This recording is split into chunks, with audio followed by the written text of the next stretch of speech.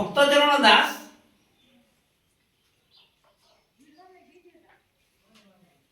ବାଲ୍ୟ ନାମ କଣ ଥିଲା?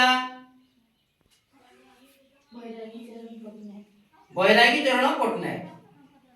ତେଣୁ ପ୍ରକୃତରେ ଏହା ହେଉଛି ପୌରାଣିକ ଉପାଖ୍ୟାନ ଆଧାରିତ ଏକ କବିତା। ଏଠାରେ କବି ଯଶୋଦା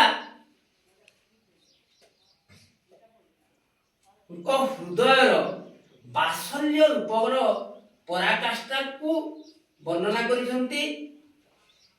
କୃଷ୍ଣ ପ୍ରତି ତାଙ୍କର ବାତ୍ସଲ୍ୟ ପ୍ରେମ ରସ ଏଠାରେ ଉଦ୍ଭାସିତ ହୋଇଛି ଏବଂ ଏହିପରି ଛଳରେ ଭକ୍ତଚରଣ ଦାସ ତାଙ୍କର ମୁଖ୍ୟ କାବ୍ୟ ହେଉଛି ମଥୁରା ମଙ୍ଗଳ।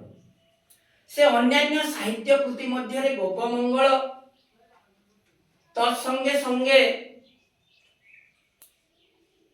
ମନ ଶିକ୍ଷା, କଳା କଳେବର ଚୌତିସା, ମନୋବୋଧ ଚୌତିସା ଇତ୍ୟାଦି କାବ୍ୟାକୃତି ରଚନା କରିଛନ୍ତି।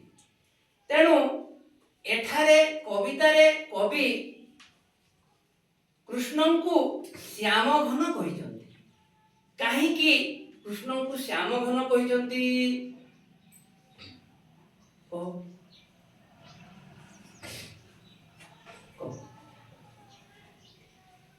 ଠିଆ ହେଇଗଲା ହବା କଥା। ଶ୍ରୀକୃଷ୍ଣ ଥିଲେ ତାଙ୍କର ଅତି ପ୍ରିୟ ଓ ତାଙ୍କର ରଙ୍ଗ କଲା ଥିବାରୁ ତାଙ୍କୁ ଶ୍ୟାମବର୍ଣ୍ଣ ବୋଲି ସମ୍ବୋଧନ କରିଛନ୍ତି।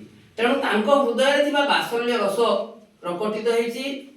ତେଣୁ ପିଲାଏ ଏଠାରେ ଏକ ଶ୍ରେଷ୍ଠ ସରଳାର୍ଥ ଅଛି। ଜୀବନ ବିହୁନେ ଯେନେ ଝସ, ରାଜା ବିନେ ଯେନେ ଗ୍ରାମ ବା ଦେଶ। କବିତାରେ ଝସ ଶବ୍ଦର ଅର୍ଥ କଣ? ମାସ। ହେଲେ ଏଠାରେ ଆଉ ତୁମର କେଉଁ କ୍ଲିଷ୍ଟ ଶବ୍ଦ ଜାଣିବାର ରହିଛି? ତୁମେ ପଚାର।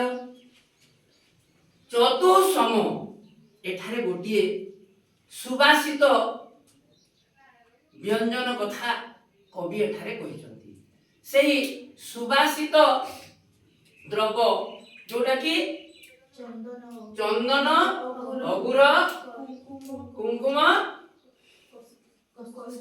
କସ୍ତୁରୀ, ଏହିଟା ଏଠାରେ ଚତୁଃସମକୁ ବର୍ଣ୍ଣନା କରିଛନ୍ତି। ଯଥାର୍ଥରେ କବିଙ୍କ ହୃଦୟର ଏହା କୃଷ୍ଣ ପ୍ରତି ମଧ୍ୟ ଭକ୍ତିଭାବ ପ୍ରକଟନ ହେଉଛି ଏବଂ ଯଶୋଦାଙ୍କର ମାତୃ ହୃଦୟର ବାତ୍ସଲ୍ୟ ରସ ଉଦ୍ଭାସିତ ହୋଇଛି, ଉଦ୍ଗାରିତ ହୋଇଛି ଏବଂ ଆଲୋଡ଼ିତ କରିଛି। କୃଷ୍ଣ ଯେତେବେଳେ ଗୋପପୁରରୁ ମଧୁପୁରକୁ ଯାତ୍ରା କରୁଛନ୍ତି, 3 ଦିନ କଣ୍ଟ କରିଛନ୍ତି।